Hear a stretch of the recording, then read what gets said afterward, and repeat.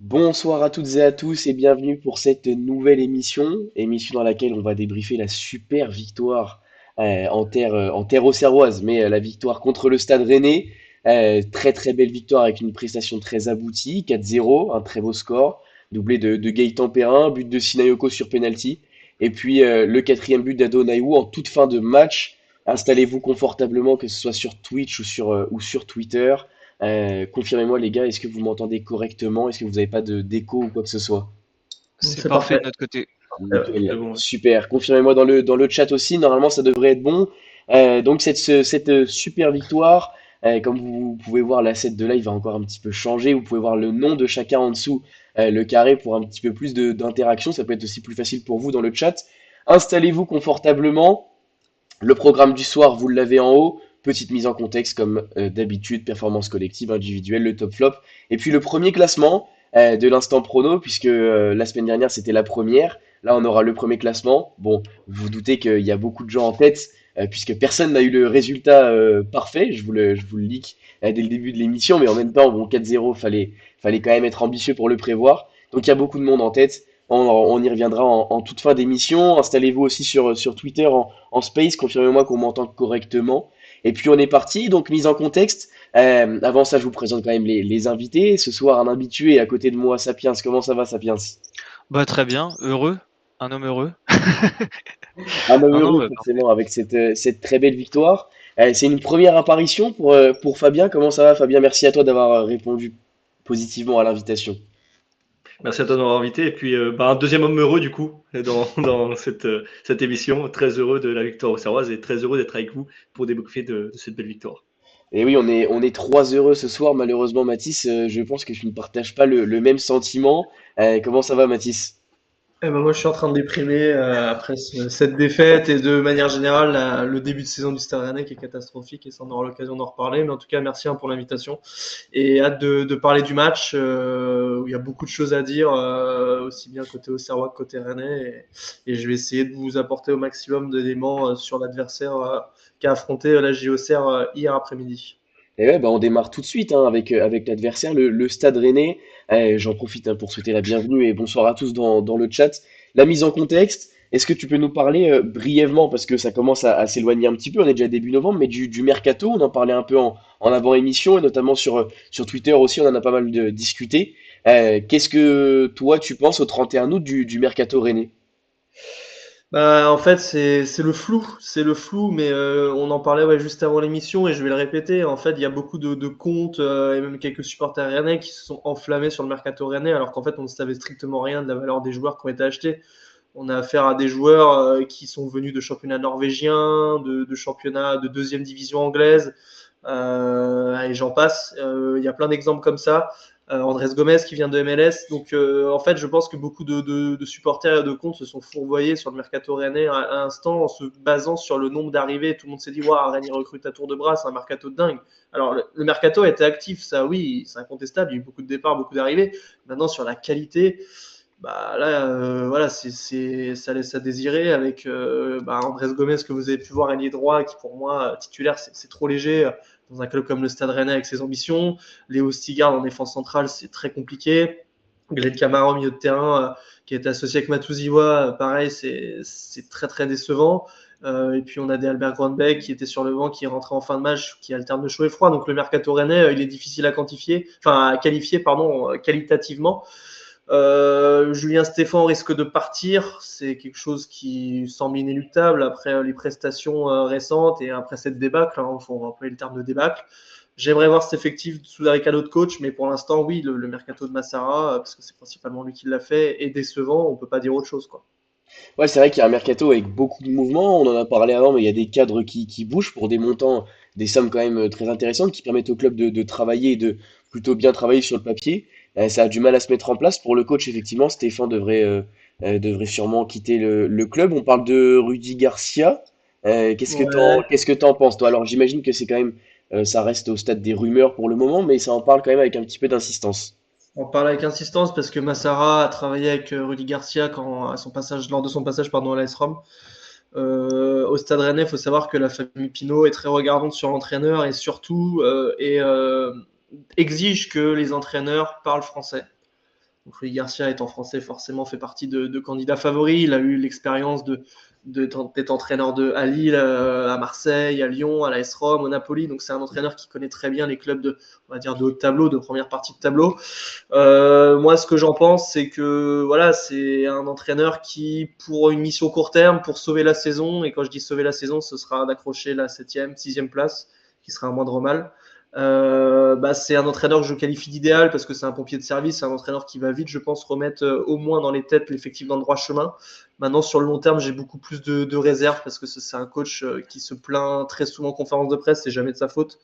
Je me souviens de conférences de presse à Marseille, à Lyon, dès qu'il y avait une défaite, c'était de la faute de l'arbitre, c'est de la faute des supporters, c'est de la faute du terrain qui était pas bon, de la faute des poteaux qui étaient carrés. Enfin bref, dans l'esprit, c'est ça, redire ça, je suis pas fan de ça. Puis il y a la gestion humaine aussi, visiblement, il y a des choses à redire. Hein. Il y a eu des articles qui avaient fuité comme quoi, voilà, il avait tendance des fois à monter les gens un peu les uns contre les autres, à se mettre d'autres dans la poche. Toutes ces petites choses-là qui me laissent perplexe à long terme. Voilà, Rudy Garcia pour finir la saison, oui. Pour faire plus de 6 mois, j'ai des doutes. Ouais, c'est intéressant ce que tu dis de cet entraîneur qui parle français. J'avais absolument pas cette information. Si. C'est vrai que c'est un Ouais. peu à l'inverse de ce qu'on voit, en tout cas la tendance qui s'était dégagée sur les dernières années en Ligue 1 à prendre quand même plutôt des entraîneurs étrangers. Alors Tu là, vois, ça peut juste, je être. me permets de te couper. Vas-y, Tu vas-y, vois, Mathis. tu prends tous les entraîneurs de Rennes, tu n'as que des entraîneurs français. Genesio, il y a eu Stéphane, tu as eu Lamouchi, tu as eu Ouais, Montagnier, tu as eu Antonetti. C'est une vraie volonté d'Épinot. Hein. C'est pour ça qu'il n'y a jamais eu quasiment d'entraîneur étranger à Rennes. Le dernier, c'est Bologna. Il parlait français. Il y a eu Vaïd Halilhodžić au début du XXIe siècle, mais ce sont des coachs qui parlaient déjà français. tout à Mais fait. Ouais, voilà, si tu retraces tout, tu vois qu'il n'y a jamais eu sous l'Épinot d'entraîneur qui ne parlait pas français. ouais, c'est intéressant. En tout cas, c'est à contre-courant encore aujourd'hui, mais c'est vraiment intéressant. Mathis, sur la compo d'hier, est-ce qu'il y a des surprises ou en tout cas, est-ce qu'il y a des absents majeurs, des retours importants? Eh ben, sur la compo, le principal absent, c'est Alidou Seydou, qui a été acheté cet hiver, pardon, ouais, au mois de janvier au Clermont Foot, qui est depuis le début de saison notre meilleur joueur, défensivement qui apporte beaucoup de rigueur dans le duel, qui est dans la gestion de la profondeur avec sa vitesse de course qui est très intéressante, même dans les airs, malgré sa petite taille, il gagne pas mal de duels. Même sur les sorties de balles, c'est un défenseur qui n'hésite pas à gagner des mètres avec le ballon, et ça, Ostigard ou il n'y a pas ça quoi. C'est, voilà, Ostigard avec les pieds c'est compliqué ou c'est pas beaucoup mieux, enfin c'est meilleur, mais en tout cas là, on n'avait pas ce profil hier je trouve derrière central qui va gagner les mètres par la conduite. Euh, donc c'est le principal absent. Il y avait Bagronbeck qui était sur le banc alors qu'il avait fait une très bonne rentrée face à Brest, un match un peu plus en demi-teinte face au Havre, mais moi j'ai du mal à comprendre pourquoi il n'est pas dans le 11, même si c'est un joueur qui est irrégulier. Avec les formes d'Amin Gouiri, voilà, qui était sur le banc, pareil, qui n'est pas en forme du tout, là, ça sent pas très bon pour lui. J'ai peur que ce soit une saison calvaire pour lui et qu'il s'en aille l'été prochain, malgré le talent qu'il a. Après, non, pour le reste, c'est la composition assez classique. Il y avait peut-être Adboué à droite à la place d'Assignon qui pouvait être surprenant. Moi, je préfère largement Assignon à Adboué. Ateboué, hein, Ouais. vraiment, faut prononcer Ateboué, qui me paraît vraiment en fin de course, en fin de carrière à Rennes. À l'Atalanta, les supporters n'en voulaient plus et je commence à comprendre pourquoi, parce que techniquement, c'est hyper limité. Offensivement, c'est pareil, ça bonifie pas grand-chose, alors qu'Assillon a ce peps, je trouve, qui nous manque. Donc non, globalement, voilà, les seules surprises, c'était la blessure de Seydou et Mika Faye aussi en défense centrale, mais c'était pareil, il était incertain.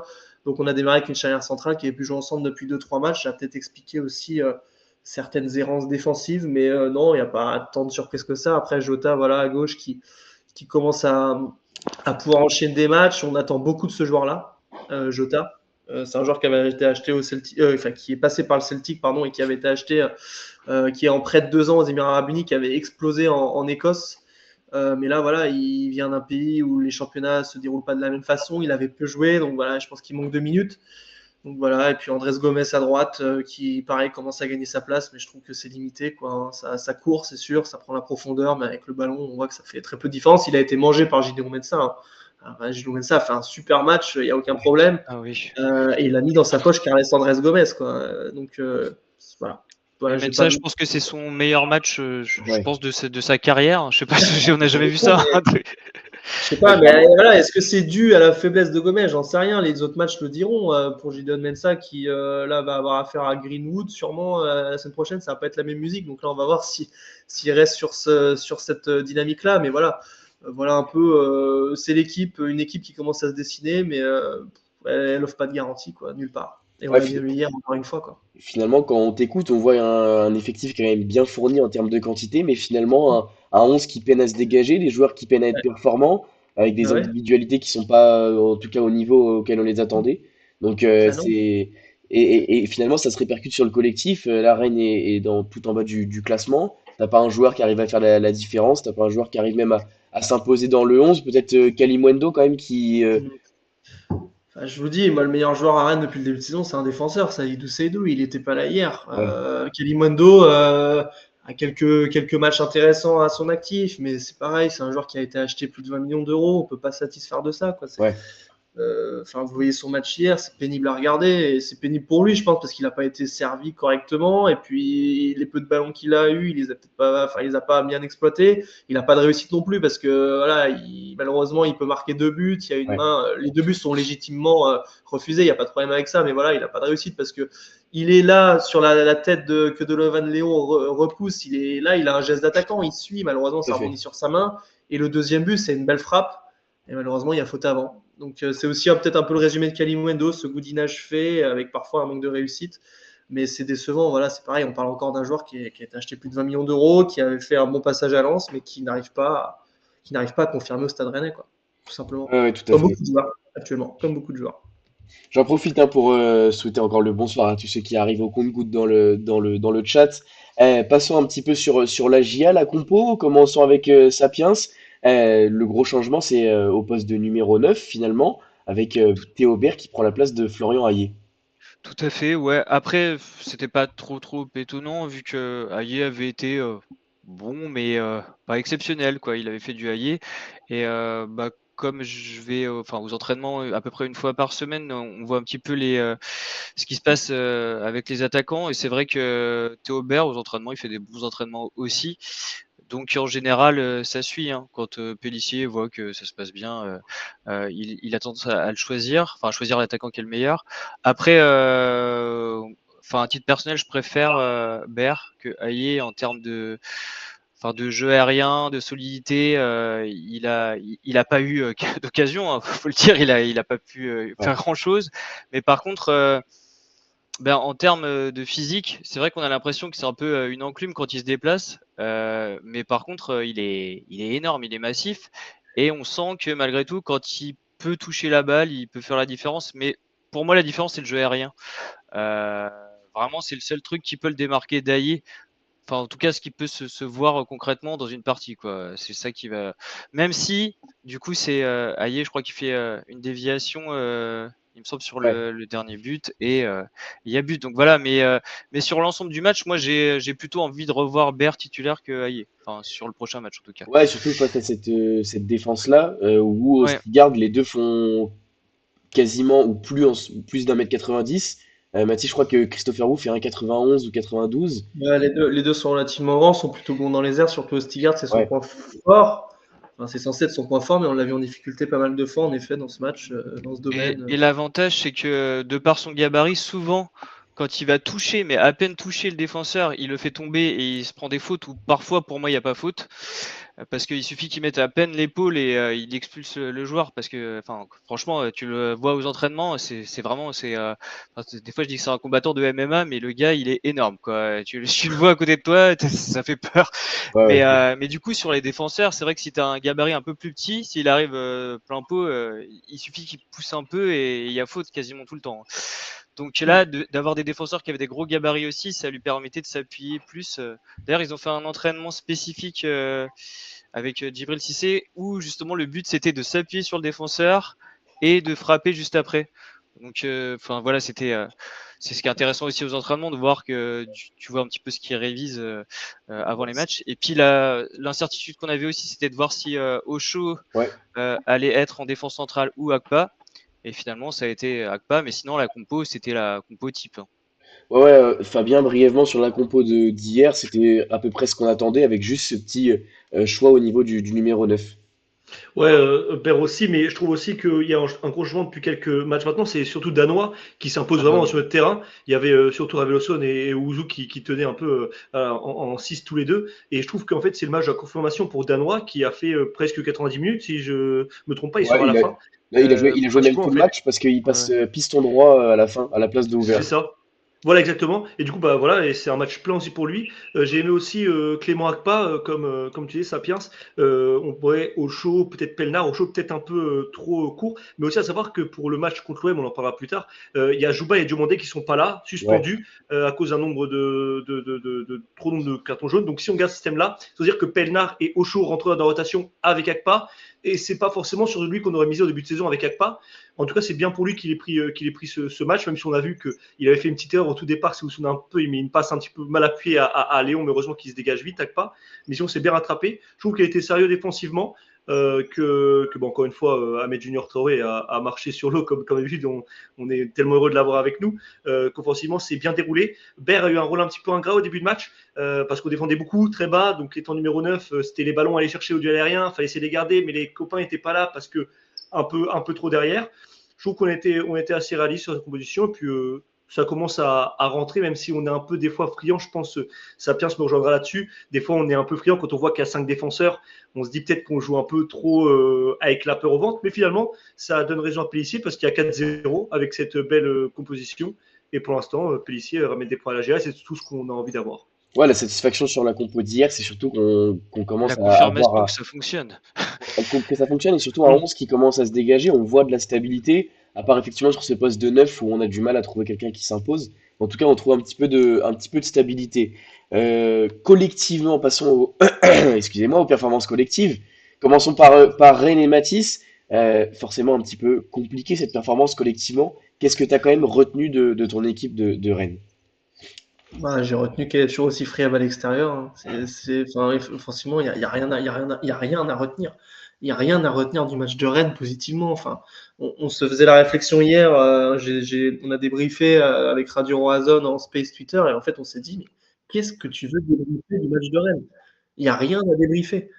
Et il n'y a rien à retenir si ce n'est que voilà ce que je vous ai dit où Ostigard c'est une défense une charnière centrale que j'ai plus trop envie de revoir Ateboué pour moi doit être relégué sur le banc. Voilà, il y a plein d'enseignements négatifs, ça c'est sûr, hein, je peux vous en trouver des dizaines, mais du positif non, moi j'en ai pas vu, hein. Le seul action positive c'est le but qui est refusé logiquement.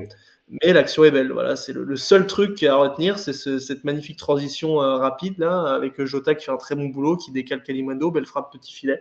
Malheureusement, le but n'est pas valable. C'est le seul truc positif que je peux vous. Le début de seconde période quand même est intéressant, je trouve. Je trouve Ouais. quand même que, enfin, c'est ce qui aurait tout changé malgré tout.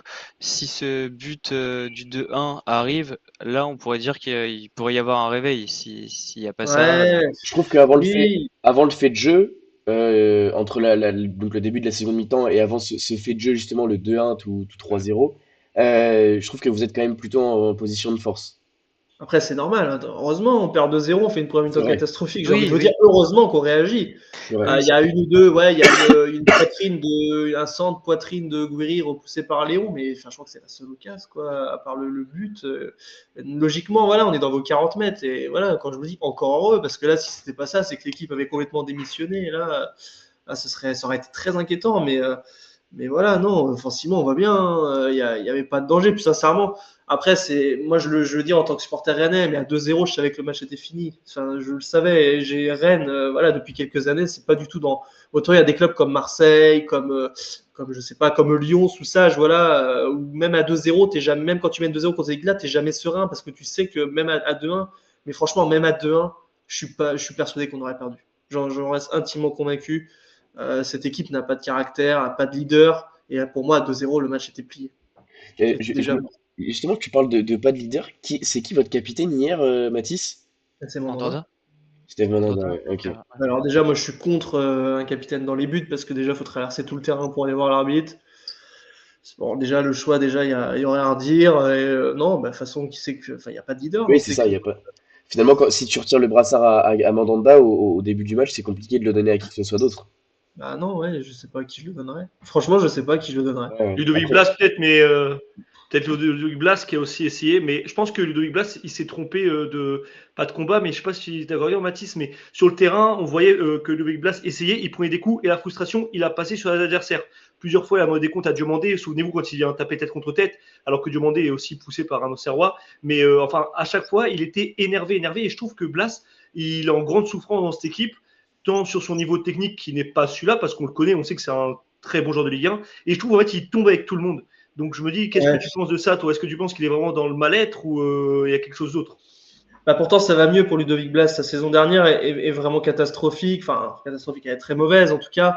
Il y a eu 2-3 matchs intéressants. Cette saison, pour le coup, c'est loin d'être le premier joueur sur lequel je taperais parce que franchement, contre Lyon, contre Strasbourg, contre Reims, Montpellier, voilà, je trouve que globalement, il est quand même de ceux dans le secteur offensif qui surnagent. Alors, c'est pas toujours sexy, c'est pas toujours du grand football, mais ouais, il a le mérite de retrouver un niveau qu'il avait, qu'on pouvait entrevoir à Nantes et à Guingamp.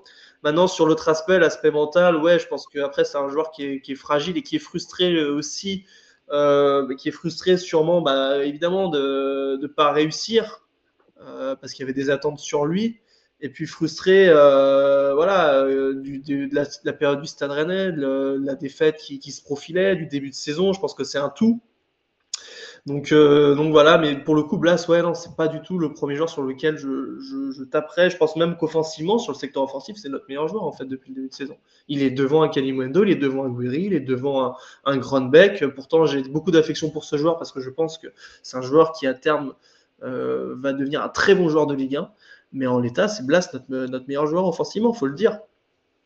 Moi, justement, tu parlais de frustration. J'étais dans le COP, enfin juste à côté du COP Auxerrois. Et donc, c'est en deuxième mi-temps que vous scoriez juste devant nous. Kalimundo, et de la frustration qu'il a dégagée en deuxième mi-temps, c'était énorme.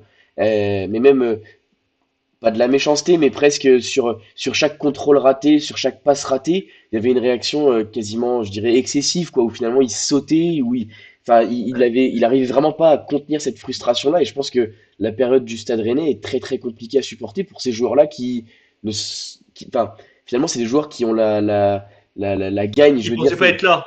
Voilà, ils ne pensaient pas être là et c'est beaucoup de joueurs qui viennent de clubs qui jouent les hauts tableaux. Quand on voit Ostigard, quand on voit. Alors, Glenn Kamara vient d'un club de Leeds qui a connu un petit peu plus de périodes compliquées, mais Kalimundo qui a joué à Lens, etc. C'est quand même des joueurs qui ont connu plutôt les hauts tableaux et on voit quand même beaucoup de frustration et le manque d'entrain, de leadership pour sortir justement de cette phase, de cette spirale négative.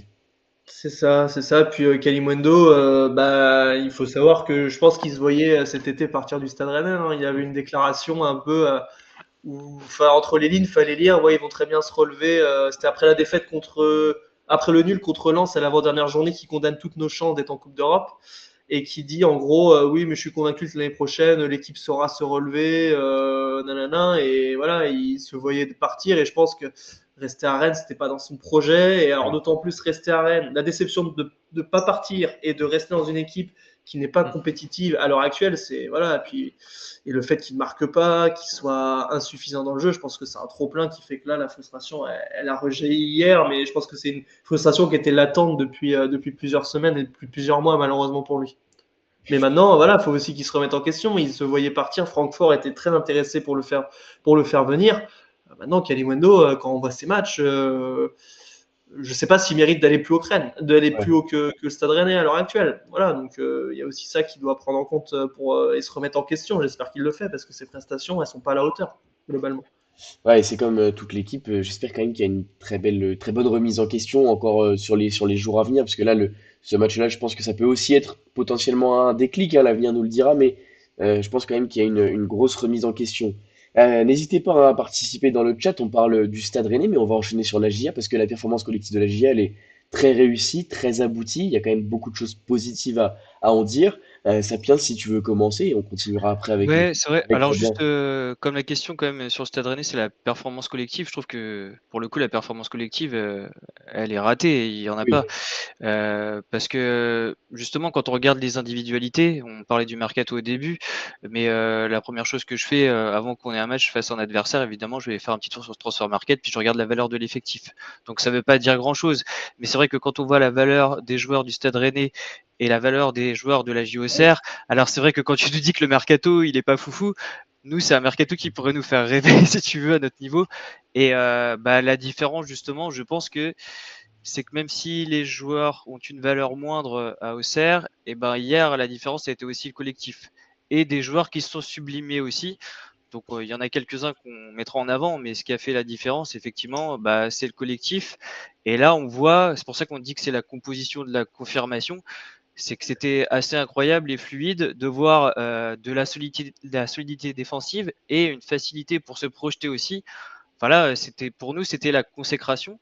Donc heureusement ou malheureusement, selon pour qui on se place, c'était contre Stade Rennais qui allait pas très bien. Mais pour nous, tout a roulé et c'était parfait. Et en face, effectivement, on a vu que ça fonctionnait pas, quoi. Mais je me permets de rajouter un truc, c'est juste pour vous dire à quel point ça va pas pour Rennes. Voilà, la JOCR, il faut le dire factuellement, est en avance sur le Stade Rennais collectivement. C'est une équipe qui est plus mature que Rennes collectivement. Et là où c'est inquiétant pour Rennes, c'est qu'on parle d'un club qui monte de Ligue 2, quand même. Avec tout le respect que j'ai pour la JOCR, Non, mais qui bien va sûr. vouloir se maintenir, mais on parle d'un club promu, mais qui est en avance collectivement sur un club qui veut être dans l'européen. Enfin voilà, en fait tout est dit. Voilà, c'est QFD par cette phrase, c'est que le Stade Rennais a un retard monstre et est même en retard par rapport à certaines équipes qui sont censées jouer le maintien. Et toi, tu es certain que Julien Stéphan va partir et tu vois pas un possible revirement Enfin, tu y crois pas du tout, quoi. Non, j'y crois pas, j'y crois pas. Enfin, c'est pas possible. Alors là, si vraiment Julien Stéphan est maintenu après une défaite comme ça, après un début de saison où, en fait, je vous le dis, je vous le répète, mais le visage qu'a affiché Rennes hier, à peu de choses près, c'est le visage que Rennes a depuis le début de saison, a fortiori à l'extérieur. C'est ce visage-là, une équipe qui est inoffensive, qui est incapable de créer du danger, qui est ennuyante à voir jouer, qui est friable défensivement. Il n'y a pas eu de surprise hier avec le match de Rennes, il n'y a eu aucune surprise. Et c'est pas possible que les Pinots, alors certes, les Pinots, depuis qu'ils ont le club, ne sont pas réputés pour avoir su prendre de grandes et très bonnes décisions depuis qu'ils ont le club en main. Malheureusement, ça me m'embête de le dire, mais il faut le reconnaître. Et là, c'est pas possible qu'ils puissent se contenter de ça, d'un début de saison comme ça, avec un Julien Stéphan qui propose un jeu aussi familier. Pour moi, Stéphan doit partir et je ne comprends pas que ce lundi 21h12, ce soit toujours pas le cas. Okay. Et il partira. Si c'est pas là, ce sera pour la trêve. Je ne peux pas croire autre chose. Oui, et désolé, Elliot, d'avoir refait une parenthèse sur le. Non, pas de souci. Pas de souci, pas de souci. Je vous ai dit de toute façon au début d'émission, vous n'hésitez pas surtout à rebondir, à participer, à poser des questions.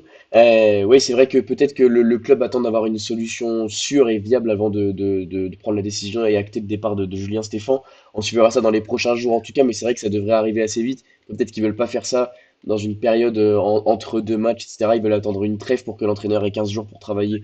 On verra, on suivra ça en tout cas, mais c'est vrai que ça paraît compliqué. Et je pense, en tout cas, comme toi, Mathis, que c'est les derniers jours pour Julien Stéphan à la tête du Stade Rennais, en tout cas, autant qu'entraîneur. Pour revenir un petit peu sur la JA, c'est vrai que tu l'as souligné, Sapiens, cette solidité défensive et cette colonne vertébrale, finalement, les trois défenseurs, enfin, cette colonne vertébrale, forcément, puisqu'on a un jeu quand même relativement axial avec Traoré et Perrin qui vont s'excentrer, les pistons, mais relativement axial, mais ça a très très bien Dès fonctionné. les premières minutes, surtout, on s'est dit, mais waouh, ça part Ouais, fort. tout à Enfin, il n'y a fait. pas eu. Il y a, On il y a s'est pas eu pas de posé ronde de questions dès le d'observation, départ, tout à c'était fait. parti, quoi. Tout à fait. Et on sent que, franchement, défensivement, ils savent ce qu'ils font, mais dès qu'on a vu Danois se projeter, je me suis dit, waouh, Ouais, ça ouais. marche bien. Et puis même Mensah, c'était tout le long du match. Mais même Over, enfin, c'est lui qui a fait des bons centres. Il a fait quelques trucs moyens, mais malgré tout, franchement, il n'y a pas grand monde. Enfin, je vois pas un joueur où je vais dire, oh là là, c'était affreux, quoi. Même Ouais. Akpa, justement, après, on reviendra sur les performances individuelles, mais on n'était pas forcément content de lui à un autre poste. Là, en tant que défenseur central, il a tenu la route. Enfin, franchement, Ouais, ouais, tout à fait. Mais justement, on a Barzita qui nous en parle dans le chat de la métamorphose de Clément Akpa. On y reviendra après dans les performances individuelles, mais c'est vrai qu'il a vraiment réussi son match hier. Fabien, pour la performance collective de la JA, sérénité défensive, qualité technique, qu'est-ce qui t'a marqué toi sur cette équipe d'hier? Moi, je vais être un petit peu, peut-être un petit peu agaçant, mais c'est vrai que je suis pas vraiment d'accord avec Sapiens. Je trouve que certes, je rejoins sur le côté collectif, on a été bons, mais je trouve que Over était très très limite hier et je pense que c'est pour moi le flop de la soirée. Il a pas été serein défensivement. Rappelez-vous que c'est lui, je sais pas pourquoi, mais l'action du penalty, il monte beaucoup trop haut pour moi. Il a pas été là sur le terrain et ce qui se passe, on prend un contre éclair et de 1. On sait que dans le football, le plus important, c'est le troisième but. Si on aurait pu faire 2-1, ça aurait été très compliqué pour nous. Et je pense aussi qu'il faut quand même réfléchir et voir ce qu'on fait parce que, sans manquer de respect, Mathis, je pense que malheureusement, la nullité de Rennes était en notre faveur, clairement, parce qu'on a pu être plus serein défensivement. On a fait un bon match, il faut le dire aussi. On a fait un bon match, mais attention parce qu'on avait encore quelques fébrilité qui pourraient être payées cash, notamment par exemple à Marseille le week-end prochain. On sait que ce sera un autre contexte évidemment, mais là où je rejoins bien, c'est qu'on a un point positif, c'est que je trouve qu'on est une équipe de caractère qui monte des choses à la baie des Champs chez nous. On en fait d'une forteresse. Évidemment, si on regarde vraiment la force collective, on peut dire qu'aujourd'hui, tout est beau, tout est bon, mais n'oublions pas qu'on a fait des matchs très compliqués à Nantes, au Havre, qu'on a perdu à Saint-Etienne, et qu'on a perdu contre tous ceux qui sont derrière nous, et qu'on a pratiquement battu tous ceux qui étaient devant. Mais du coup, c'est quelque chose qui voudra aussi changer. Mais on a ce graphique qui est mis en place. Je pense que Pelissier arrive vraiment à souder un groupe. Comme vous voyez à l'image de Joubal qui laisse son penalty à Sissoko après plusieurs minutes de discussion, il lui laisse et c'est Sissoko qui marque derrière. C'est aussi ça un capitaine parce que Joubal aurait pu très bien le tirer, le laisser à Perrin pour le tripler. Enfin bref, c'était une bonne décision. Je trouve qu'à chaque but, c'est peut-être anecdotique pour vous, mais moi, dans un club, par exemple, un club de handball, je travaille là-bas, et je sais qu'à la fin de chaque match, par exemple, les joueurs viennent se congratuler ensemble, mais il y a certains joueurs qui vont de temps en temps un peu ailleurs, etc. À Auxerre, il y a un but, il y a les 11 qui courent sur le terrain. Si PSG pouvait y aller, il irait aussi. Vous voyez ce que je veux dire? Et je trouve qu'il y a un vrai truc dans la Auxerre et c'est notre âme qu'on a depuis très longtemps. Et c'est pour ça qu'on a survécu en Ligue 2. Et je pense que cette solidité défensive qu'on a sur le terrain, en fait, on se bat les uns pour les autres. Et hier, Auxerre, mais on a revu l'Auxerre je pense, comme voix, on a revu l'Auxerre de la Ligue 2. Offensivement, qui était réaliste, tranchant. On aurait pu, sans être méchant, Mathis, en mettre 6 largement, parce qu'on a eu beaucoup d'occasions à la fin. Et c'est quoi a vendangé un petit peu, mais après, c'est bien rattrapé. Mais en tout cas, ouais, c'était une super soirée, je pense, pour tout le monde. Et il faut aussi savoir savourer ces moments-là, sachant qu'on a retravaillé derrière. Mais on avait aussi peur, je rebondis vite fait sur Massengo. Vous vous souvenez, on voulait que Massengo revienne à Auxerre. Finalement, on a peut-être trouvé encore meilleur avec Danois, qui est un pur produit, en tout cas, auxerrois, et ça nous fait plaisir. Et je pense que c'est aussi cet ADN-là qui permet aux Auxerrois d'être solides sur le terrain et d'être en fait une bande de potes, tout simplement, et qui nous permet de bien jouer ensemble. Ouais, deux choses pour réagir sur toi, Fabien. La première, c'est effectivement cette bande de potes dont tu parles. Moi, l'image qui m'avait marqué, la première, c'est celle contre Laval où Danois marque son but la saison dernière, le 4-0, et où tous les remplaçants exultent, tout le monde vient au poteau de corner, etc. Et puis hier, on voit l'anniversaire de Léon, etc. Enfin, il y a vraiment un groupe soudé, personne n'est à part, les joueurs qui ont du mal à parler français se fondent dans la masse, etc. Je pense qu'il y a vraiment un effort qui est fait par tout le monde pour réussir à communiquer, et ça, je pense que c'est vraiment important. Et la deuxième chose, c'était pour finir sur la performance collective. Et c'est pour rebondir sur Auxerrois Auxerrois 02 dans le chat, qui nous dit on a changé notre style de jeu, on laisse le ballon et on contre comme à la bonne époque. C'est vrai que ça fait depuis le match contre Saint-Etienne, je pense qu'il y a vraiment eu un déclic tactique. Pélissier l'a dit hier soir en conférence de presse. Il y a eu une proposition faite aux joueurs, ils ont adhéré au projet. Aujourd'hui, on voit que ça fonctionne très bien. Donc je pense que le staff s'est largement remis en question, les joueurs également, après cette défaite à Saint-Etienne. Et aujourd'hui, ce qui est mis en place, ça nous permet d'enchaîner sur trois matchs sans défaite, avec deux très bons résultats, deux victoires à domicile, mais aussi le compteur à l'extérieur qui a été débloqué à Lyon. Et puis surtout, le plan de jeu hyper bien établi. Finalement, sur ces trois matchs-là, on voit la même chose. Dans les grandes largeurs, effectivement, il y a des petits ajustements qui nous permettent de battre les adversaires, puisque les autres équipes analysent forcément ce qu'on fait tactiquement. Mais ce bloc assez bas, bien resserré, qui finalement empêche de casser les lignes de passe et qui explose assez vite en contre-attaque, même voire très vite, avec bien sûr bon, Ahmed Traoré qui mène les contre-attaques, mais aussi Gaëtan Perrin qui est clinique depuis trois matchs. Hier, il est décisif et c'est tant mieux pour lui, mais depuis trois matchs, il est vraiment dans son élément. On le sent revanchard de sa mise sur le banc en début de saison.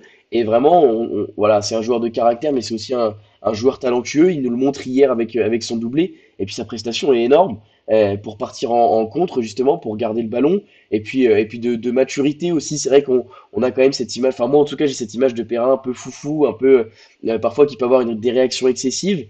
Je sens que cette année, il a vraiment passé un cap. Ils se font dans la masse, ils se font dans le collectif. Il arrête de faire toujours cette petite touche de trop qui va lui faire perdre le ballon. Et sa connexion avec Ahmed Traoré sur le deuxième but, il me semble. Ils courent tous les deux au poteau de corner, ils se tiennent, on aurait dit Olivier Tom, quoi. C'était incroyable. C'était incroyable ce duo qui est en train de se former. Ahmed Traoré, on avait très peu de doutes sur le fait qu'il soit conservé dans le 11. Perrin y est revenu et il s'y est vraiment bien installé après sa bonne rentrée contre Saint-Etienne. Et c'est vraiment très positif. Donc voilà, pour finir sur la performance collective, effectivement, on voit un plan de jeu très bien établi. Les joueurs adhèrent, les joueurs prennent du plaisir à jouer.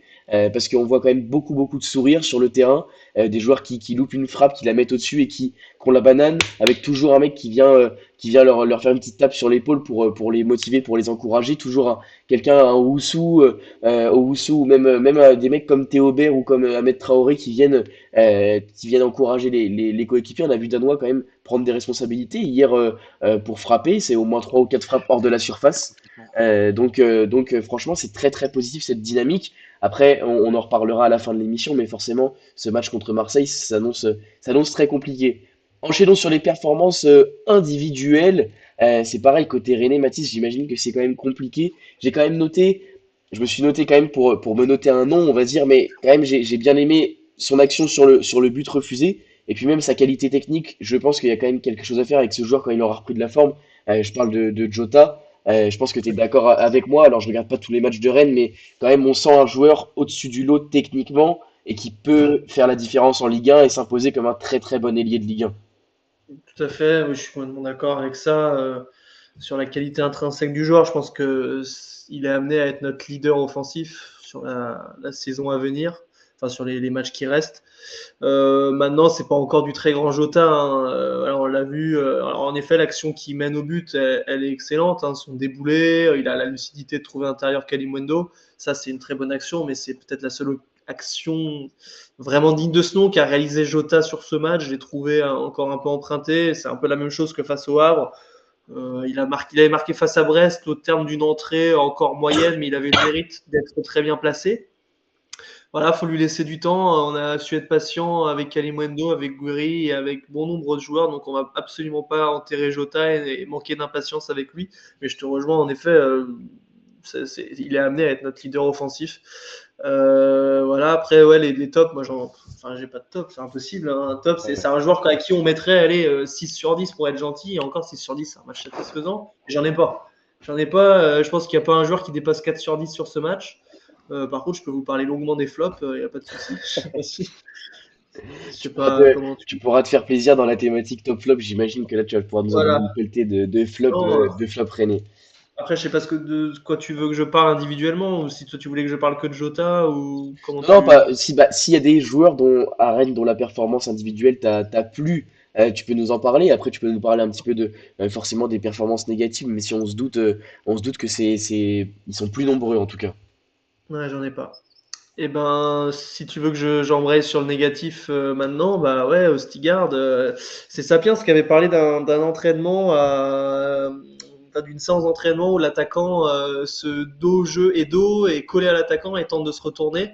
Bah, c'est la frappe qui a déclenché le poteau. Voilà. Chekame Traoré dos au jeu, qui oriente parfaitement sur une prise de balle orientée. Stigard complètement naïf, une frappe magnifique qui aurait mérité d'être dedans.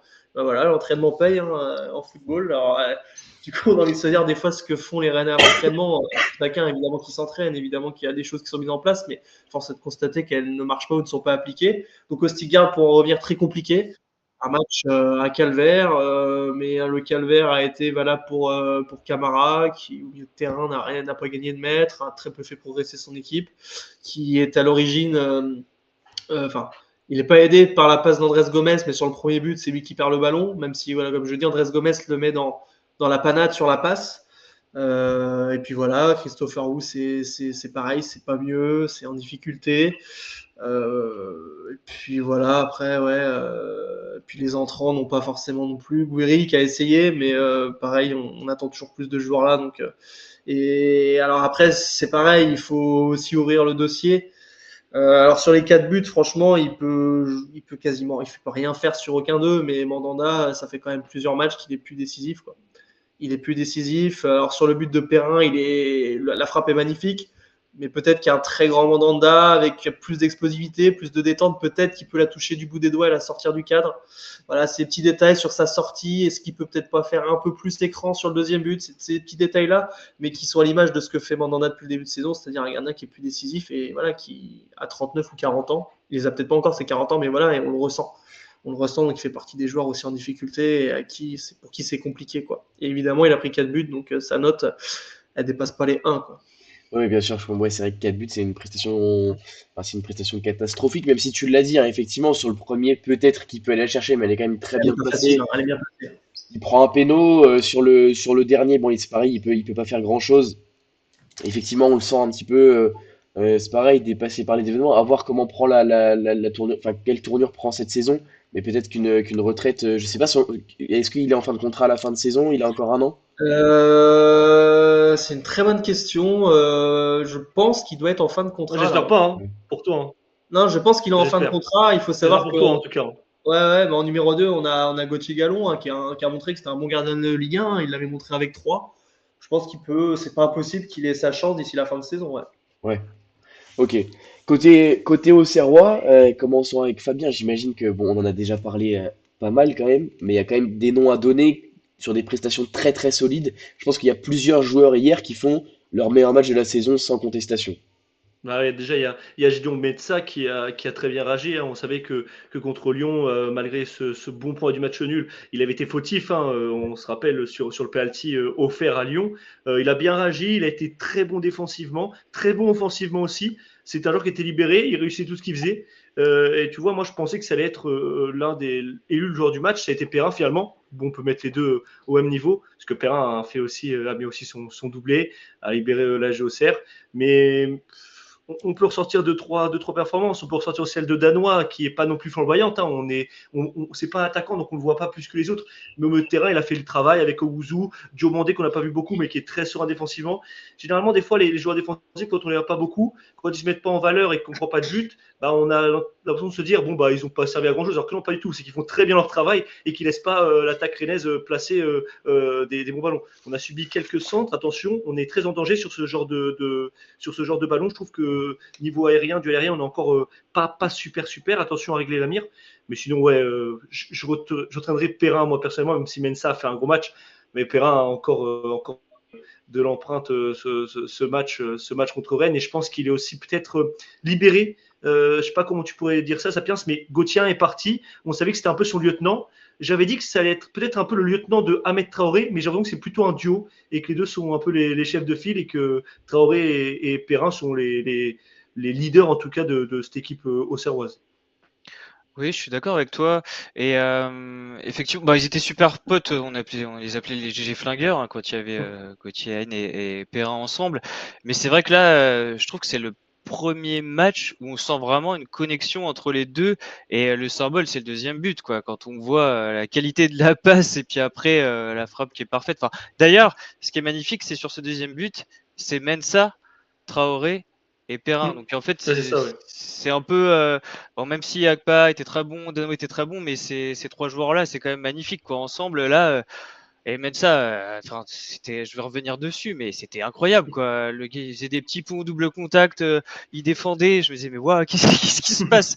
Alors, même s'il a fait des bons matchs, hein, qu'on a vu, mais là, je crois que j'ai jamais vu un match Ouais, ouais. c'était fou, quoi.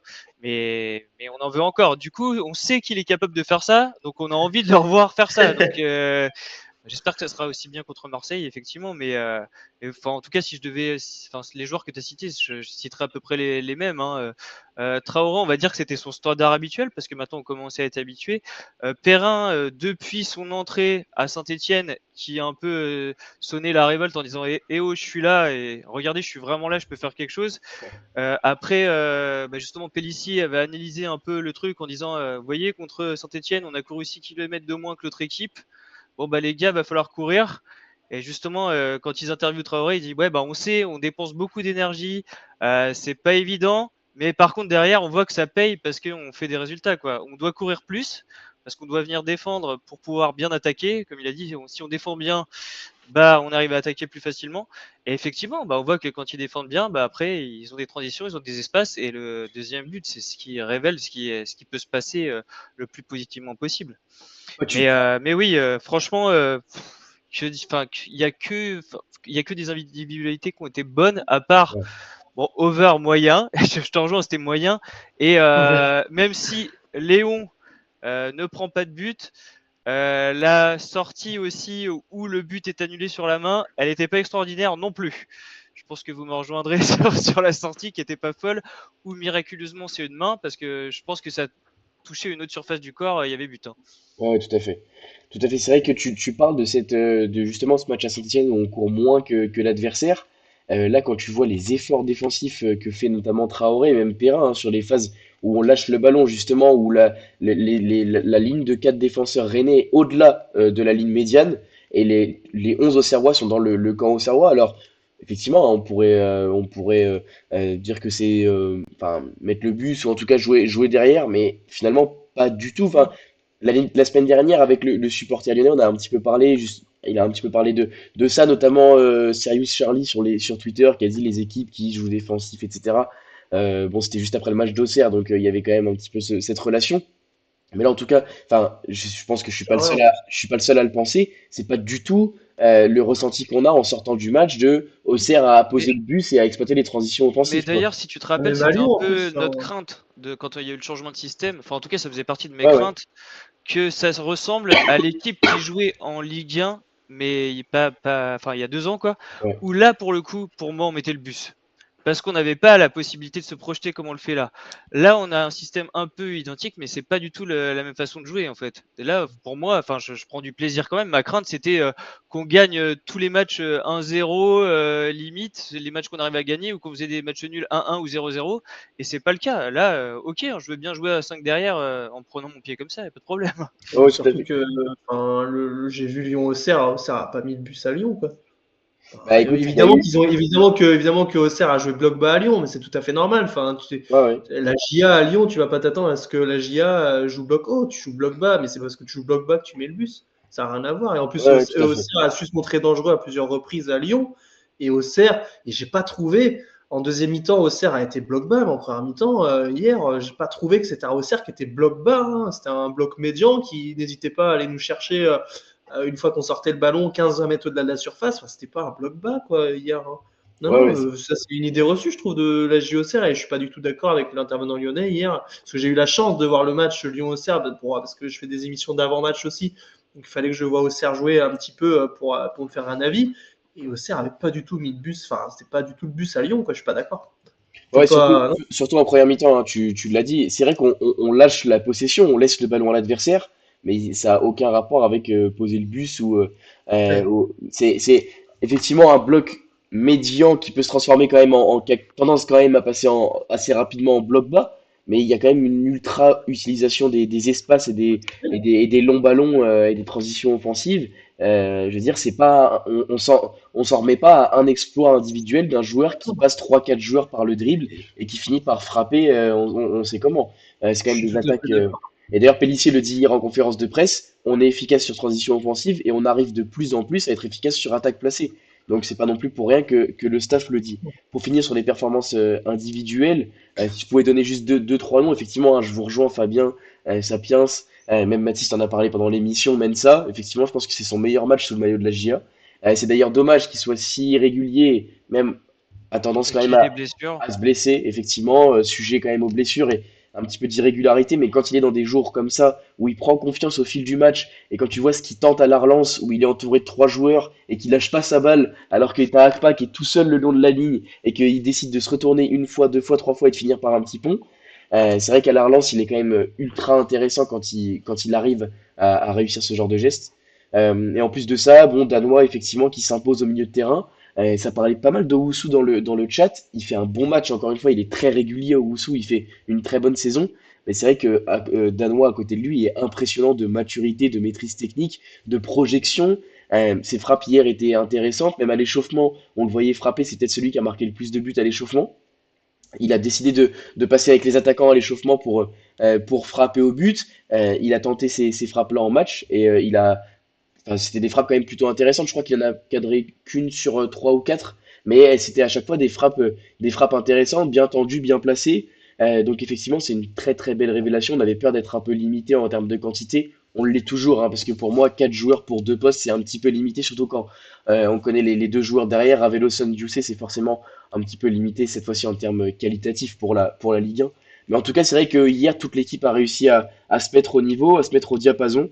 Et puis honnêtement, c'est une très très belle prestation, sûrement la plus aboutie de la saison, largement avec un score fleuve, presque un petit peu lourd hein, pour les amis rennais, mais finalement on a su concrétiser nos occasions, on a su finir, et c'est aussi ça qui fait la différence sur les matchs où on arrive à terminer les occasions très vite comme à Brest ou contre Rennes, enfin contre Brest ou contre Rennes, finalement on finit avec des scores très intéressants, et en plus à chaque fois on arrive à ne pas encaisser de but.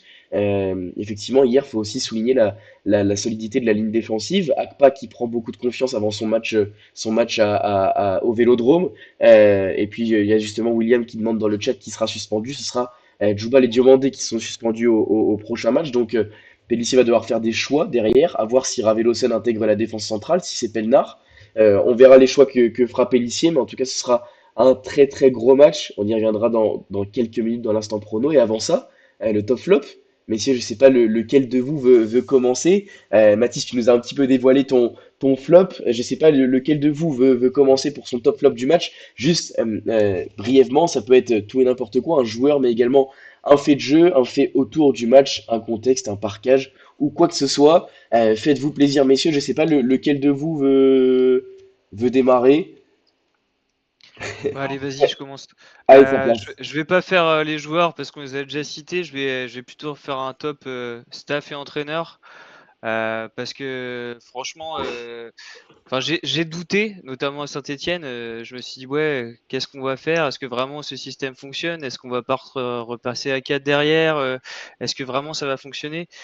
Et là, bah, on voit que grâce à des joueurs qui vraiment bah, se tiennent à ce que dit l'entraîneur, à ce que dit le staff, et c'est ça aussi la différence, c'est que vraiment on voit, j'ai en tête l'image de comment Over qui est dans la surface et qui en gros met du temps à se relever, et Perrin qui vient prendre sa place en Ouais, défense pour faire le nombre.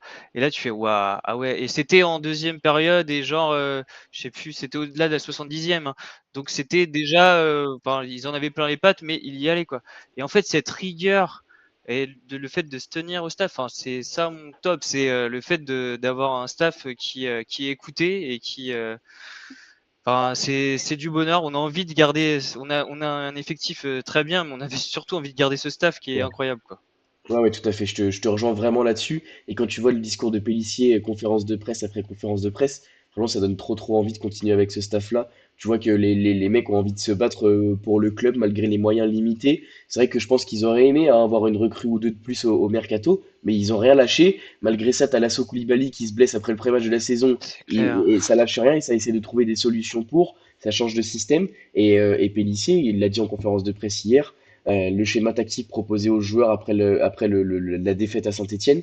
Les joueurs ont adhéré et c'est quand même un signal très très positif que les joueurs adhèrent lorsque le staff fait une proposition de modification tactique. On sait que la défense, enfin l'équipe à 5 derrière, ça forcément il y a des joueurs qui en pâtissent et finalement tout le monde adhère. Et quand tu regardes des joueurs même comme Dioussé et Raveloson qui rentrent hier, quand tu regardes la hargne et la détermination avec laquelle ils rentrent alors que ils peinent quand même à grappiller du temps de jeu, et ben honnêtement, je pense qu'on peut se satisfaire d'avoir un groupe comme Mais celui-ci. Dioussé, c'est un peu devenu notre agent, donc je sais pas trop si on le compte comme. Non, je rigole. Non, mais c'est vrai que Dioussé, même s'il rentre 2 minutes sur le terrain, il est quand même heureux. Enfin, on voit vraiment que lui, il y aura jamais de problème. Ouais. Raveloson, je sais pas s'il y a un moment où tu vois Lego va pas jouer. Je sais pas ce qui va se passer au mercato d'hiver, mais je suis pas sûr que. Je sais pas. On verra bien. Oui, oui, je te rejoins. Je te rejoins. Et pour le flop, tu nous as donné un flop, Sapiens? Allez, je laisse la partie, je réfléchis à mon flop, je laisse les autres pour un top, je réfléchis à mon flop, je l'ai pas encore. Ok, pas de souci. Fabien, Mathis, lequel de vous a son top flop en tête? Vas-y, Fabien. Vas-y, bon, on finira par Mathis. Je pense qu'il y a beaucoup de choses à dire, le pauvre. Moi, déjà, le top, je dirais l'abbé Deschamps, tout simplement, parce que c'est les supporters qui ont aussi joué leur rôle 12e homme incroyablement, encore une fois, encore un guichet fermé. On a beaucoup de chance d'avoir ce football populaire, d'avoir vraiment des passionnés dans les tribunes, les joueurs qui transcendent aussi ce stade. Donc, je pense que c'est notre forteresse. Il faut qu'on s'appuie en moi dessus, parce que le maintien passera par là. Même si on est 10e aujourd'hui, le maintien est très loin d'être assuré et il va falloir qu'on continue à vraiment jouer. Et pour moi, le flop, même s'il n'y a pas trop à René peut-être pas trop à tirer dessus, je dirais quand même que c'est Faye. Parce que pour moi, c'est lui qui enterre le match, tout simplement avec son erreur sur ce plaquage sur Sinaoko. Sinaoko joue aussi bien le coup. Mais comme je disais au début de l'émission, le troisième but, c'est le plus important. Ça faisait 2-1, malheureusement, il est piégé et il fait une faute qui amène le Platier qui enterre le match simplement. Parce que même si Chic Mathis me dit qu'à 2-1, il pensait que Rennes aurait perdu, on connaît la GOCR, c'était pas le même match. On doute facilement sur certains moments et on aurait pu devenir très fébrile. Souvenez-vous, à Reims, on prend ce but à la 95e, mais heureusement, parce que derrière, Reims en a encore une et aurait pu avoir d'autres occasions. Donc je dirais que grâce entre guillemets à ce Rennais, à cette erreur de la défense rennaise, on a pu enterrer ce match et Siako nous a fait encore plus de bien. Ouais, ouais, pas de souci, merci. Enfin, oui, c'est vrai que cette action-là, Mika Faye qui rentre à la mi-temps en plus et qui fait sa faute, le penalty, je sais pas exactement quelle minute c'est, 52e, Bah, 53e. oh non, c'est plus tard. Plus tard, je crois, plus C'est un tard. peu après l'heure de jeu, 64e, Ouais, je je crois que dirais. c'est Ok, ça, ouais. ok. Bah, il fait quand même 20 minutes avant de prendre 60, son. 64. Ouais, Ok. tu vois, 64. Là, Ah, j'ai il dit fait. En peut-être. plus, Il fait. c'est le moment où justement Rennes est bien. Parce que la Mm, seconde période, franchement, les 15 premières minutes, je me dis, ah, ça va peut-être être un peu plus dur. ça, Et là, c'est clair. en plus, pour le coup, comme j'étais pas au stade exceptionnellement, j'ai vu, je fais, oh, il est ceinturé là. Et franchement, c'est tellement habituel que j'ai même pas relevé Ouais, parce ouais, ouais. que, bon, je vais pas faire celui qui croit au complot ou je sais pas quoi, mais c'est vrai qu'on n'a pas eu souvent on va D'accord. dire le côté positif de Ouais, l'arbitrage en ce début de saison, puisqu'on a tout à on fait. a eu des rouges, on a eu des choses qui n'ont pas été forcément sifflées. Et là, enfin pour le coup sur ce match, la réussite, elle a été pour nous jusqu'au bout, aussi bien la main au départ à la 12e minute quand Léon fait pas une sortie exceptionnelle, que sur ce penalty qui revient. Donc effectivement, on sait que quand l'arbitre va avoir les images, c'est sûr qu'il peut faire que siffler penalty, c'est pas possible de Tout à pas le fait. siffler. Mais c'est vrai que pour moi, je te rejoins, Fabien. Je pense que ça aurait quand même changé le match et ça aurait été différent. Mais, euh, mais on est très heureux que ça soit passé comme ça. Oui, oui, tout à fait.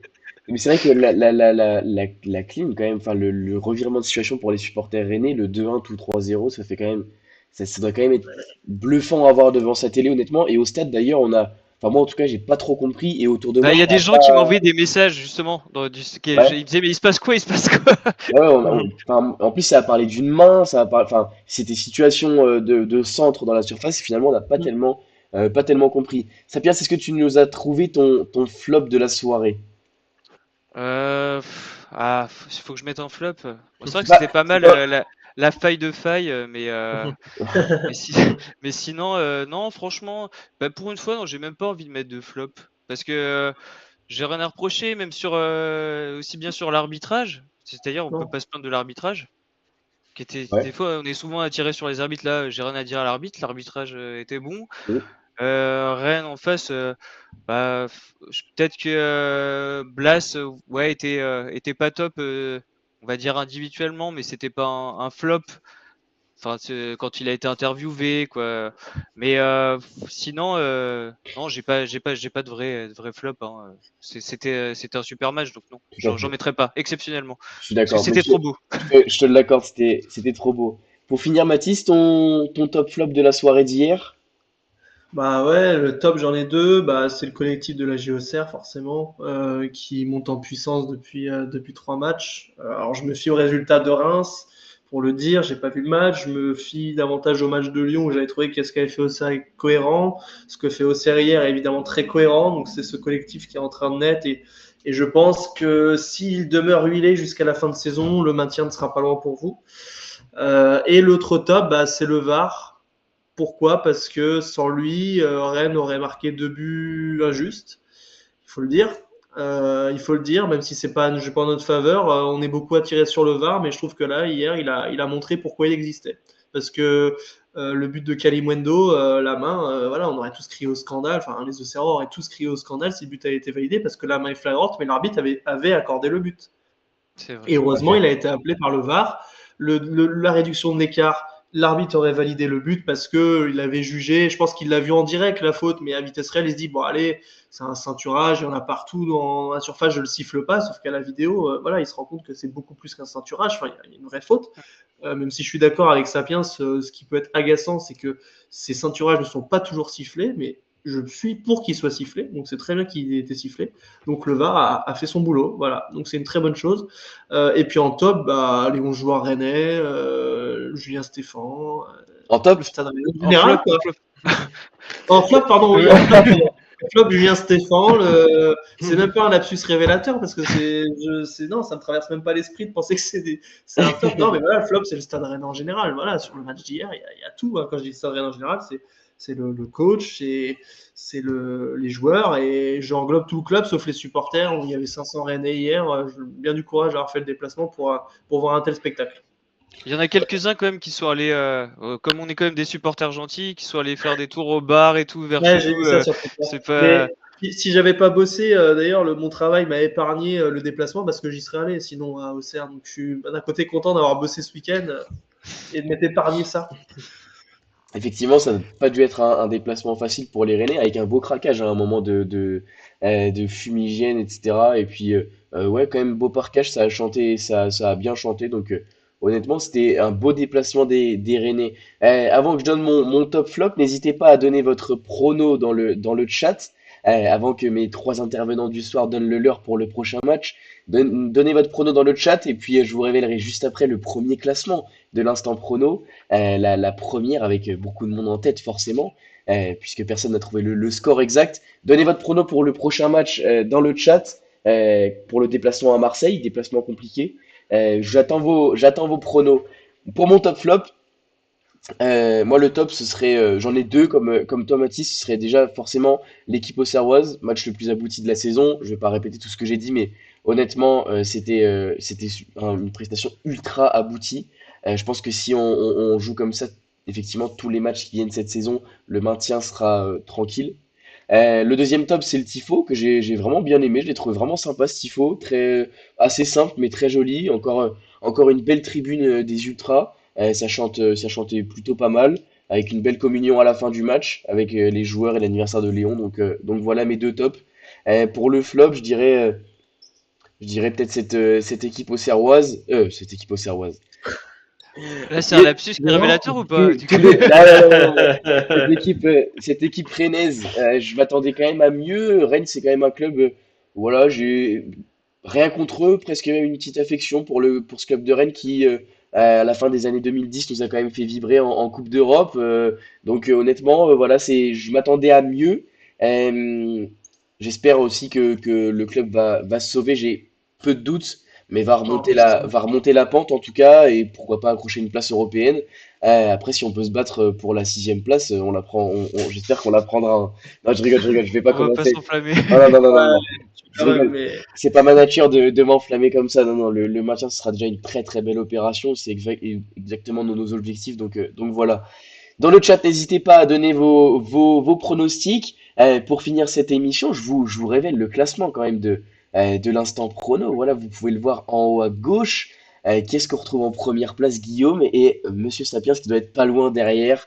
2 points pour Monsieur Incroyable. Sapiens, parce qu'effectivement, il avait donné la victoire aux Serroises. Pas de score exact, donc personne qui se décroche pour le moment. Et simplement Azoptic et Patchak derrière avec 0 points, puisqu'ils avaient parié sur, il me semble, le match nul 1-1. Tous les deux. Donc voilà, pas mal de résultats positifs. D'ailleurs, je suis en train de voir que j'ai oublié de me mettre dedans. Bon bah voilà, j'ai pas le droit de jouer. J'ai pas le droit de jouer. Non, non, je referai ça pour la prochaine émission sans problème. Messieurs, votre prono rapidement, hein, pour le match prochain, le déplacement à Marseille. Sapiens, pour commencer, est-ce que tu nous vois faire un braquage en terre marseillaise? Évidemment. Je vais être original, je vais faire 1-2, comme la fois d'avant j'avais mis 2-1. Ok, 1-2 pour la GIA. Moi, c'est un résultat que je prends. Fabien, de ton côté, qu'est-ce que tu vois côté Auxerre? Je vais dire la même chose que Sapiens, mais du coup, je vais dire autre chose. Je vais dire 3-1 pour la GIA. Je veux dire que la GIA mène 2-1 et que Marseille se met vers l'avant et avec notre efficacité offensive, on arrivera en contre à mettre le troisième et une surprise avec une victoire 3-1 pour nous. 3-1 serait un super résultat. Après, on a Ça vu une serait équipe beau. de Marseille. J'ai regardé pas mal un bon bout du match hier soir contre Nantes. C'est une équipe qui peut être embêtée, hein, qui a eu des difficultés hier contre Nantes, qui aurait pu même se faire égaliser et qui s'en remet à un exploit individuel de Mason Greenwood avec une très très belle frappe. Honnêtement, c'est une équipe qu'on peut embêter. Mathis, tu y crois aussi? Je suis complètement d'accord. Marseille, alors je prends des précautions, mais moi dans le jeu, pour moi, par exemple, quand je regarde nos concurrents, je vois pas une équipe de Marseille qui joue mieux que le Stade Rennais depuis le début de saison. Mais la différence, c'est qu'il y a de vraies individualités. Et comme tu l'as dit, Mason Greenwood, à lui tout seul, il fait gagner quasiment C'est tous les points de clair. l'Olympique de Marseille depuis le début de saison. Ouais. La Mais frappe Marseille, hier. quand je dois jouer Marseille, enfin, je saute pas au plafond, ça joue pas bien. Ça joue pas bien, c'est très poussif. Moi, je pense que c'est à Auxerre qui, comme on le disait, collectivement est en train de se trouver, est en train de trouver une vraie assise, peut embêter l'Olympique de Marseille au Vélodrome, surtout que Marseille est moins à l'aise à domicile qu'à l'extérieur. À l'extérieur, Marseille, je crois qu'ils ont gagné tous leurs matchs. À domicile, c'est moins le cas. Il y a eu un match nul face à Angers. Angers, voilà, il y a des exemples. Il y a Angers qui a accroché l'OM, il y a Reims qui a accroché l'OM. Ils ont perdu à domicile face au Paris Saint-Germain, pardon. Donc non, évidemment que la JOCR a un coup à jouer.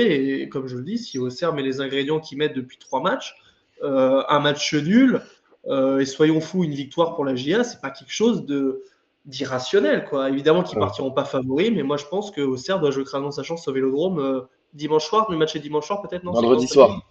Ah, vendredi Vendredi soir. soir, ouais. Bon. Bon, les soirs. Mais avec une défense centrale Ouais. modifiée. Remanié, c'est vrai, Ça, ouais. Oui, ça joue va être demandé. Défense centrale ultra remaniée. Pour finir mon pronostic, allez, je vais être positif et je vais dire qu'on arrive à prendre un point. Déjà au Vélodrome, ce sera déjà une très belle chose. Et je vois un score nul de un partout. Je pense que ce sera déjà un très très bon point. Et ça nous permet de continuer sur cette bonne série aussi. Ça ferait 4 matchs sans défaite. Avant d'affronter, vous me dites si je me trompe, mais je crois que c'est Angers après Angers à Marseille. la maison, ouais. Donc, Angers à la maison. match plus abordable en tout cas que l'OM, même si on a vu Angers, on voit Angers sur Battre une très Monaco. très bonne pente, nul à Marseille, battre Monaco à Louis II, alors que je crois que ça faisait 8 mois que Monaco n'avait pas perdu à Louis II. Donc, Mais Monaco, enfin chez eux en tout cas, j'étais allé au match du coup du centenaire ouais, au stade et contre Montpellier, ils avaient eu énormément de mal, hein.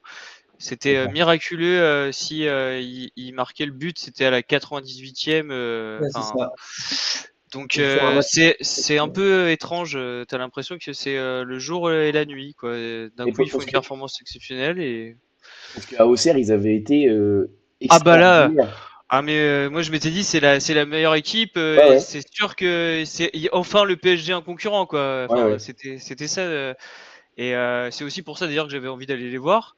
Je me dis ouais c'est pas terrible finalement et à partir de ce match-là bah ça a été un peu la pente descendante quoi. Ça s'est pas très bien passé sur la suite. tout à fait. Mais c'est aussi ce qui est sympa enfin à part le Paris Saint-Germain, on a quand même un championnat où pour l'instant tu te dis Resserré, tout est possible quoi. tout à fait. Ah ouais. Parce que Mais Auxerre, tu vas-y, regardes juste le Mathis. classement, c'est hyper serré, hein. Auxerre, 10e, 13 points, n'a que 5 points de retard sur Lille, 4e. Ouais, ouais, tout à fait. C'est hyper serré, c'est un championnat homogène. Je ne sais pas si c'est le passage à 18 qui fait ça, mais en tout cas, ça fait un championnat où tout le monde peut battre tout le monde, où tu gagnes un match, tu gagnes 4 places. Là, voilà, là, je reparle juste de Rennes rapidement. La Rennes, pour l'instant, on regarde en bas, mais tu bats Toulouse et tu accroches un résultat positif à Lille et tu te remets dans les 10 premiers. Enfin, ça va très vite, quoi. Ouais, Ça ouais, va tout à très fait. vite, Ouais, puis mais même pour la Strasbourg GIA, il faut était prendre des points, quoi. Strasbourg était bon sur le début de saison. Il y a Ouais, c'est Saint-Etienne ça. qui se prend 8-0 à À Nice, puis qui Nice, après nous bat et là qui bat Strasbourg, qui était la bonne équipe du moment. Reims était bon au début de saison, ils reviennent chez nous, on les bat. Enfin, et maintenant ils gagnent plus un match. C'est vraiment complètement sur courant alternatif, quoi. Tu sais pas qui va battre qui. t'as que les extrêmes, quoi, ou Paris qui est premier largement et qui, je pense, ne sera pas challengé, Montpellier qui semble y aller tout droit et qui est largement dernier. Sinon, à part ça, ouais, toutes les équipes se valent presque, on a envie de dire. Ouais. Et Puis objectivement, statistiquement, quand je regardais, je me suis dit, bah là, vu les petites équipes entre guillemets qui ont battu les grosses équipes, on va pas réussir à battre Rennes. Et en fait, bah voilà, c'était pas vrai. tout à fait. Et je dis ça, je dis rien, messieurs, mais quand même, en tant que supporter auxerrois, après une défaite contre Le Havre, Nantes, Montpellier et Saint-Étienne, c'est quand même un exploit de se retrouver 10e de Ligue 1 après 10 Ah journées. mais si on m'avait demandé, je prends ces victoires, hein. C'est plus beau Oui, en fait d'avoir ces victoires contre ces équipes, hein. c'est vrai, c'est vrai, c'est vrai. Mais il faudra quand même sur la deuxième partie de saison et sur la fin de la première partie de saison, là, les 7 matchs qui restent et puis la deuxième partie de saison, prendre des points face aux concurrents directs, parce que effectivement, ils vont être importants pour le maintien en fin de saison. Messieurs, je crois qu'on a terminé de parler de ce match. On s'est même un petit peu projeté sur celui le prochain, celui de l'Olympique de Marseille. Merci à vous d'avoir répondu présent et d'avoir répondu positivement à l'invitation. Sapiens, Fabien, je pense qu'on sera amené à se recroiser assez rapidement dans la saison. Mathis, pour le match retour, ce sera avec grand plaisir si tu es Ah disponible. ouais? Avec grand, grand plaisir. Merci à toi d'avoir répondu présent. Et puis dans le chat, merci beaucoup. Vous étiez encore nombreux ce soir. Je sais pas si c'est les résultats positifs, mais en tout cas, ça fait 2 fois que vous êtes très très nombreux. Ça fait vraiment plaisir. Beaucoup d'interactions dans le chat aussi. Donc voilà, ça fait vraiment plaisir de vous avoir nombreux. Je vois que le travail paye et que l'émission fonctionne. Donc honnêtement, c'est toujours plaisant de vous avoir nombreux. En plus participatif, ouais, assez participants dans le chat en tout cas. Donc ça fait plaisir de vous avoir nombreux. Messieurs, merci encore. L'émission sera bien sûr à retrouver dès demain sur les différentes plateformes, YouTube, Spotify. Moi, je vous souhaite une agréable fin de semaine. Bon courage à vous tous dans vos activités respectives. Et puis, on se retrouve lundi prochain pour débriefer le match face à Marseille, en espérant que toutes vos bonnes ondes se soient réalisées et que on puisse parler d'une victoire la semaine prochaine. Messieurs, merci beaucoup à vous trois et à vous tous dans le chat. On se retrouve pour une prochaine émission lundi prochain. Et puis, en attendant, prenez soin de vous, bonne fin de semaine et à très vite. Allez, au cerf.